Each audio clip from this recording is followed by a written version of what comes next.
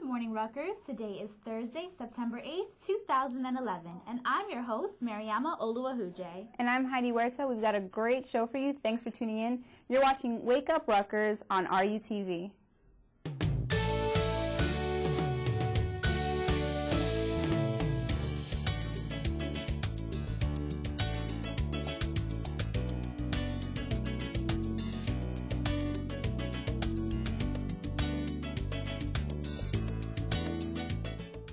We've got a lot of great events lined up for you, so stay tuned. The 10th anniversary of the September 11 attacks is this Sunday, and in honor of that, today we'll be joined by Professor Elizabeth Fuerst, who will talk to us about the 9/11 Student Journalism Project. And later, we will sit down with Professor Angus Gillespie about his involvement in an upcoming conference called Remembering 9/11. Stay tuned for that exclusive interview.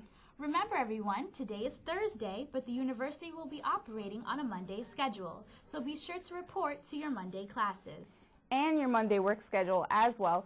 We are the hosts for the Monday edition of Wake Up Rutgers, but we're glad to be with you guys today. So, Mariama, how's it going so far? To be honest, I feel like everything is just going really well. You know, I feel like things are falling in their place. We're hosting the show this semester, so. Exactly. I'm so excited to be hosting with you. Oh, I'm so We've glad. got an awesome new crew this semester. Yes, we have Tariq Pierce, who is the producer. He is amazing. He's just on it all the time. He's worked so hard, so you guys especially have to watch now. But yeah, new semester, new classes, new things. Right. Speaking of the new semester, RUPA actually has a ton of great events lined up for us this semester, so everyone should stay tuned to hear about all the great programs in store for you. Exactly. Now, summer is slowly coming to an end, but it's still not too chilly to enjoy an outdoor event. To come celebrate the end of summer, you should see the Super 8 movie. It was a summer hit with RUPA. A barbecue will be provided thanks to dining services, and all you need is a swipe to get tons of free food and a free movie. This event is happening tonight, Thursday, September 8th, at the Engineering Lawn on Bush campus. For more information on this event, you can just go on to ruevents.rutgers.edu.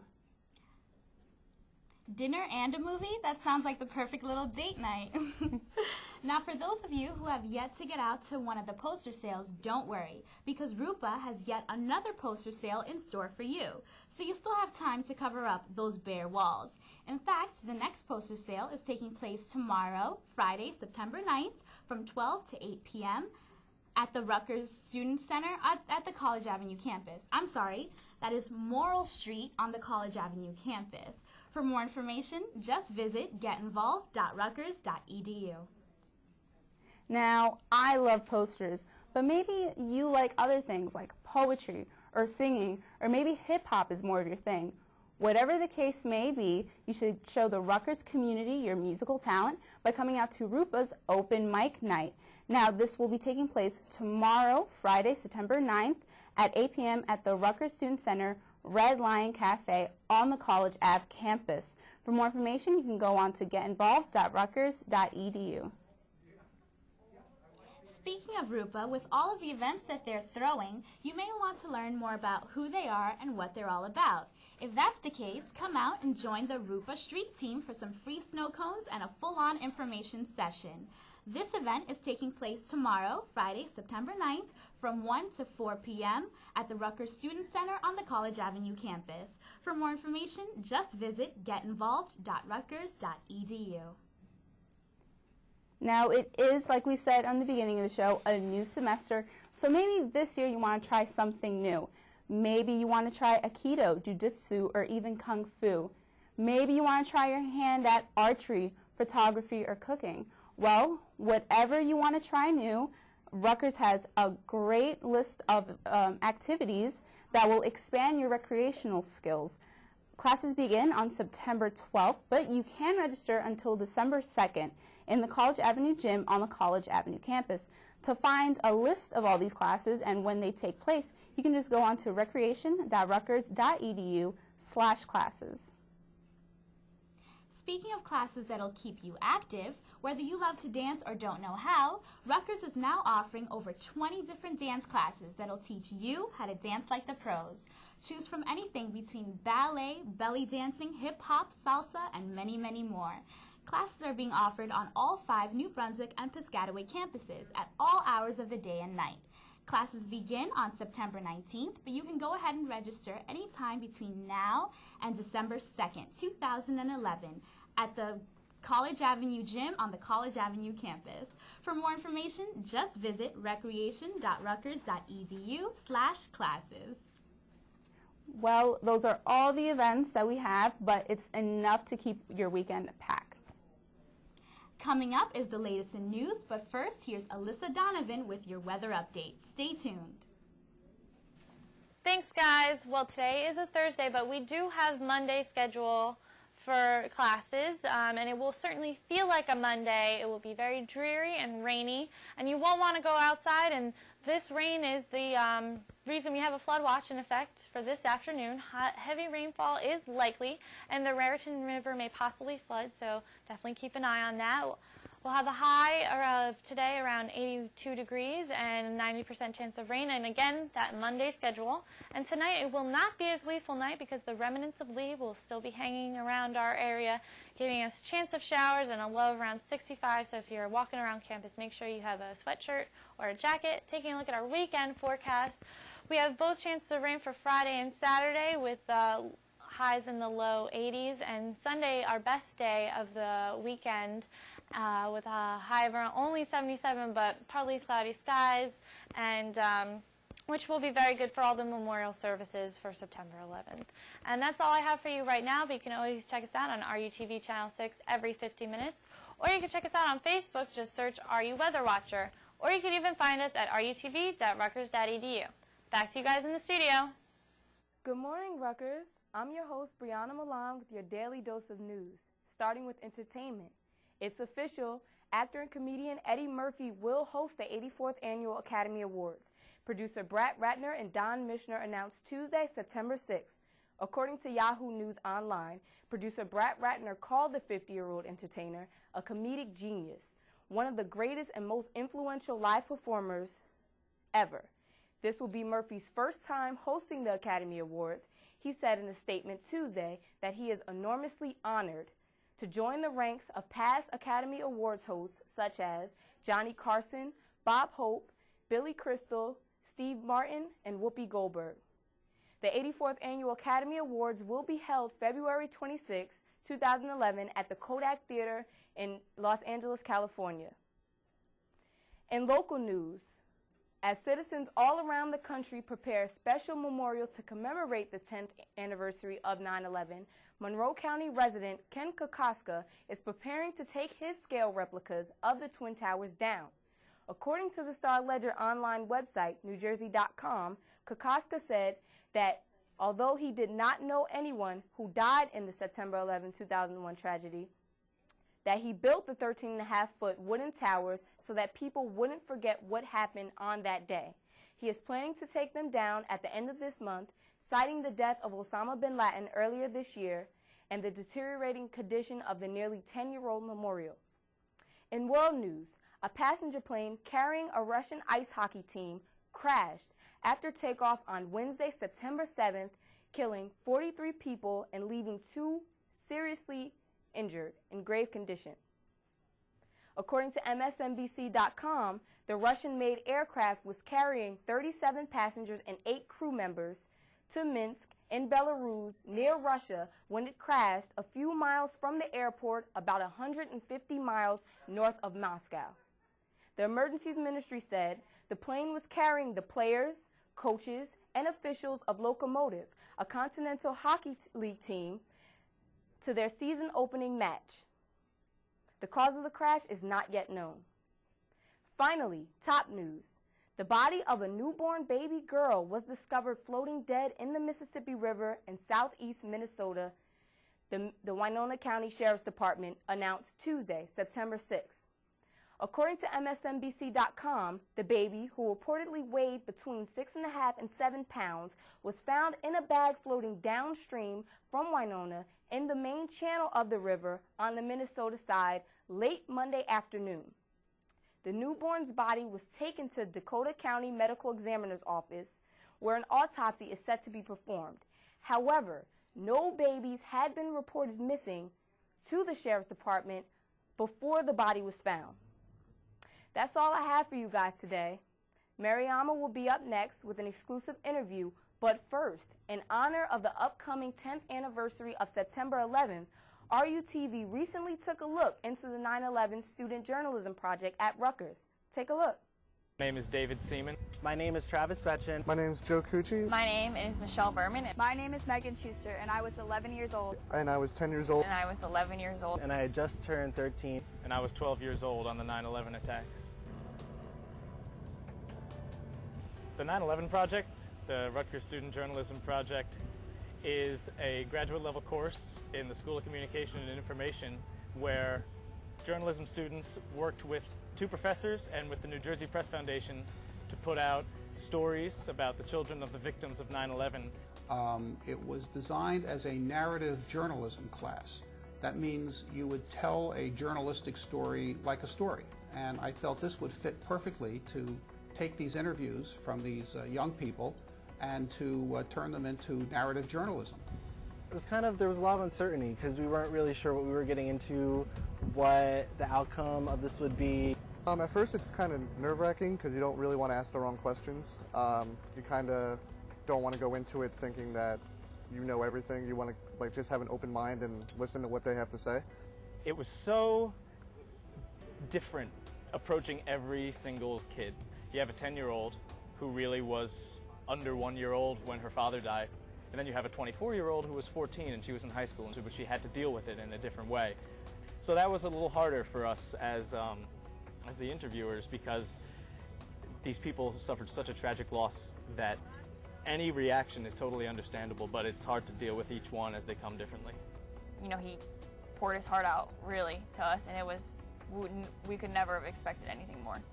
I had never heard that type of a story. I mean, the way that it made me, I called my dad 2 seconds after we walked out of there, just to say I love you, just because of the way that he told his story. We couldn't stop talking about it. It was the most emotional thing any person can ever go through. I wanted them to learn that this was a story like any other, and that was very important. And it took a lot of effort on my part to get rid of the gee whiz element to the story. I knew people affected by it, and just remember growing up having pictures of myself in front of the towers, and now they're not there anymore, and being here right now is just really emotional. I say it's better to remember than try to forget. It was a big deal, probably one of the biggest tragedies, but also it brought us together. I think we learned a lot from it, and I think we grew closer as a country. I'm definitely proud of the work we've done, and I really can't wait for till it's all public out there and people can really look at it. Well, the website is called The 9/11 Project. That's THE911 Project .rutgers.edu. But actually, a just as good, if not better, place to go would be to the website or to the print newspaper of your New Jersey newspaper. And that's where people will be able to see these stories with all the art, and you'll be able to see these stories and comment on them in most cases. It should be a very interesting read. Welcome back. I'm now joined by Professor Elizabeth Fuerst, who was actually one of the co-professors of the 9/11 Journalism Project, alongside Professor Ron Miskov. Thank you for coming on to the show. I'm pleased to be here, Mariama. Now, my first question is, what exactly is the 9/11 Student Journalism Project? Well, the 9/11 Student Journalism Project is a course that we ran in the Department of Journalism and Media Studies, and it was from January to May. Okay. And what we decided to do was, as a department, do a course about 9/11. Okay. And we happened to be talking to the New Jersey Press Association, which is a group of newspapers in New Jersey, and they also wanted to do a project such as this. And we were very lucky that the New Jersey Press Foundation, which is their educational arm, funded us to do this course. And the course really has 2 prongs. The first prong was that the students, some of whom were only 9 or 10 or 11 at the time of the Twin Towers tragedy, didn't know very much about it, and so we had to educate them. And the second prong was that we wanted to add a reporting component, and so we decided that what we would do is interview the children of families who lost loved ones on 9/11. That all sounds very, very touching. Now, as co-professor, what exactly was your role in this project? Well, I had two roles, too. One, I brought in a lot of lecturers to talk to the students so they could hear it from the horse's mouth what happened on that day. We had journalists who were there and photographers. The famous Tom Franklin, who nearly won the Pulitzer for that iconic picture of the fireman raising the flag at 9/11. And we had lecturers such as John Farmer. He wrote this book, which was one of our textbooks, called The Ground Truth. He was the counsel for the 9/11 Commission. And as you know, the 9/11 Commission studied what happened and how we can prevent it. The head of the 9/11 Commission happened to be former New Jersey Governor Tom Kean, who came to speak. I got him to speak. I know him. And he told me that he would give us 20 minutes, and he ended up speaking for 2 hours and 40 minutes.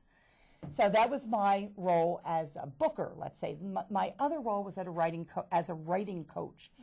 And what I did was I helped identify and convince families to let their children be interviewed. So I did a lot of pre-interviewing. And then once I set up the student interviews, I coached them how to do a empathetic interview and how to be sensitive if people started to cry, how to pull back. And then as they wrote their stories, I coached them as they wrote, and then I edited them when they were done. Okay. Now I understand that you have some type of an event coming up at the Alexander Library. Can you tell us more about that? Yes, I'm thrilled to tell you that on September 13th, which is Tuesday at 7 p.m., we have a panel discussion about the course. We're going to have the students who participated talk about their experiences. We hope to have some of the subjects, some of the children that they interviewed, and some of the children are 26 now. We hope to have them there. We're going to have the New Jersey Press Association Executive Director, George White, talk about his role. And maybe we'll have some celebrities. I don't know. We've invited Senator Frank Lautenberg. He could show up. That's exciting. Now, where can students go to get more information and to see these stories? Well, it's an interesting thing. Our website is called a protected website, and our stories are on the website, which is https://the911project.rutgers.edu for students out there. The stories, many of the stories are open only to New Jersey Press Association editors until, let's say, September 12th. Because they're putting them on their websites and in their newspapers and their magazines, and they have first crack at it. So they alone have a code to get in. But everybody else, there are stories on there, they're representative stories, and in the media section, which is up at the top of the homepage, go on that, and there are links to all the different stories that have been in the papers, the Star Ledger, the local papers, the Hunter Democrat, and even the Arizona Republic. We'll definitely all be looking out for that. Thank you so much for coming on the show today. Okay, thanks for having me. Next up, we've got Angus Gillespie for an exclusive interview, so stay tuned. You're watching Wake Up Rutgers on RUTV. You are invited to attend President McCormick's 2011 annual address on Friday, September 16, 2011 at 1:10 p.m. at the Rutgers Student Center Multipurpose Room on College Avenue campus. Can attend, watch live on RUTV or on the web. On the New Brunswick campus, you can watch the broadcast on RUTV channels 8 and 60, and on the web at rutv.rutgers.edu. Heads up, SAS students, the School of Arts and Sciences has changed its requirements. The SAS core curriculum has 28 goals grouped into 3 broad areas of focus. The first being 21st century challenges the graduates will face as global citizens and leaders. Students analyze contemporary global issues, issues of social justice, and study the relationship between science and social issues. The second focus is areas of inquiry. Students focus in areas of natural sciences, social and historical analysis, and the arts and humanities. The third focus is cognitive skills and processes. SAS students hone their writing and communication skills and develop their quantitative and formal reasoning skills. Students also expand their knowledge about the 21st century information economy. All SAS signature courses satisfy at least 2 of the 3 areas of focus. Only students enrolling in the School of Arts and Sciences beginning in fall 2011 will be required to complete the core goals. Together, these focuses help to prepare SAS graduates to meet any challenge. For more information about SAS core curriculum courses, please visit sas.rutgers.edu. Welcome back. Remember to attend the President's Address and to see right here on Wake Up Rutgers next Thursday's episode, President McCormick could come here himself.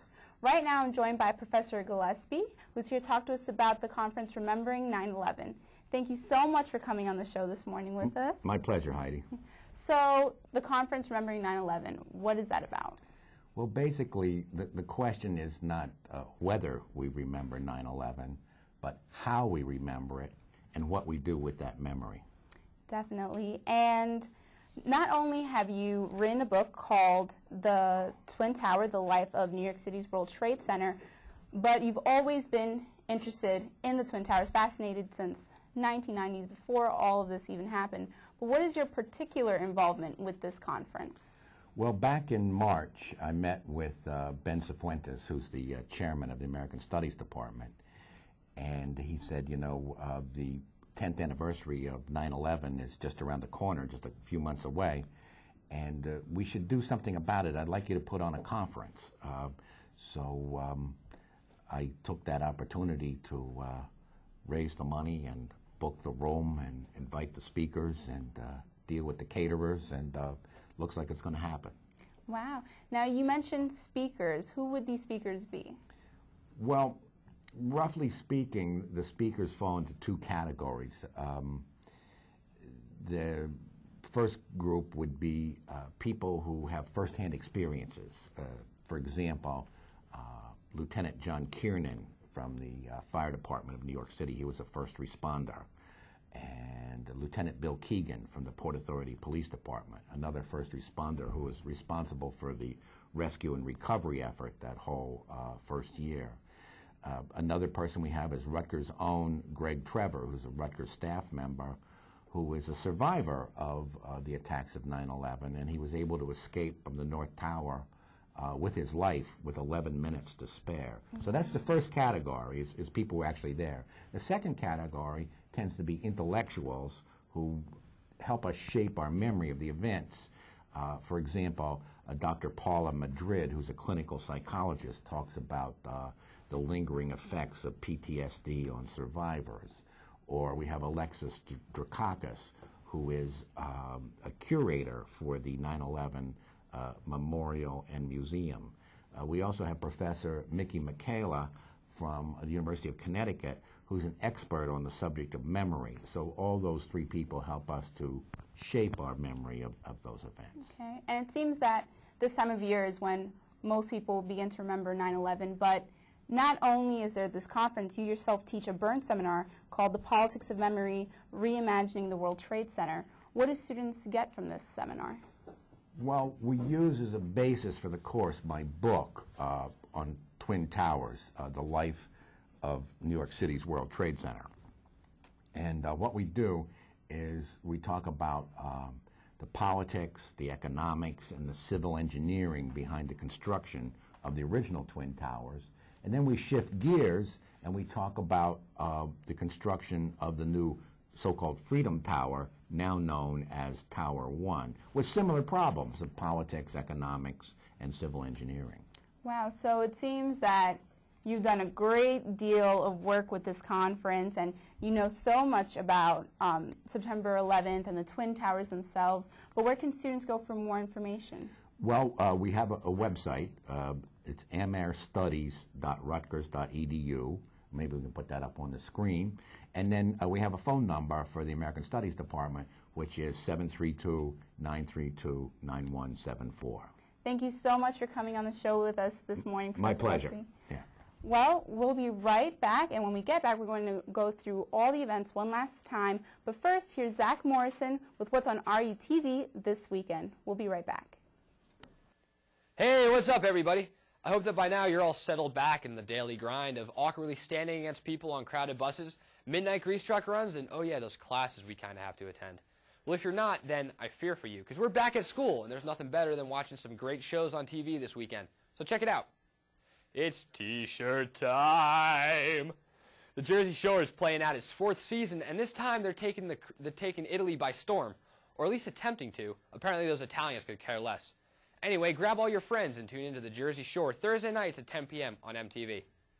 Now, personally, my favorite kind of Friday night revolves around cooking up some Easy Mac, throwing on reruns of Dr. Oz, and doing a little Sudoku. But if that's not exciting enough for you and you're looking for more of a thrill, then Haven is the show for you. Follow Special Agent Audrey Parker as she investigates an outbreak of paranormal activity in the small town of Haven, Maine, and tries to solve a 30-year-old mystery. Based on the novels of Stephen King, Haven airs Friday at 10 p.m. on Sci-Fi. Now I miss high school, the glory days. Bruce said it best, they'll pass you by. Take a trip back to when ska was on mainstream radio, and it was totally cool to stand outside a girl's window with a boombox and a trench coat. The Cameron Crowe classic starring John Cusack, Say Anything, airs on Are You at the Movies Channel 30 Saturday at noon. Here's a clip.